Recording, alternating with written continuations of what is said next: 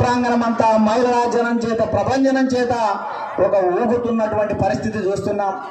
అనకాపల్లి పురవీధుల నుంచి నగరం నలుమూలల నుంచి తరలి వచ్చిన మహిళా జన ప్రభంజనానికి పత్రికా విలేకరులకు మీడియా సోదరులకు మంగళ హారతుల చేత సోదర భావాల చేత మమతా మమకారాల చేత ఆదరాభిమానాల చేత స్వాగతం సుస్వాగతం అని తెలియజేస్తున్నాను. అందుకని ఎన్నికల ప్రచార సభకు వచ్చినట్టుగా లేదు, నేను ఇది విజయోత్సవ సభను తలపిస్తున్నది అని సందర్భంగా మీకు అందరికీ గుర్తు చేస్తున్నా. అందుకనే మహిళలు ముఖ్యంగా రాజకీయాల్లో రాణించగలరు, రాజ్యాన్ని పాలించగలరు. ఈ జగన్మోహన్ రెడ్డి అవినీతి ప్రభుత్వాన్ని అంతం చేయడానికి పంతం పట్టినటువంటి మీ అందరినీ మనస్ఫూర్తిగాను. అందుకనే కరోనా వచ్చినా బతకొచ్చు, మరోసారి జగన్మోహన్ రెడ్డి అధికారంలోకి వస్తే బతకలేము అని ఈ రాష్ట్రంలో ప్రతి ఒక్కరి పరిస్థితి.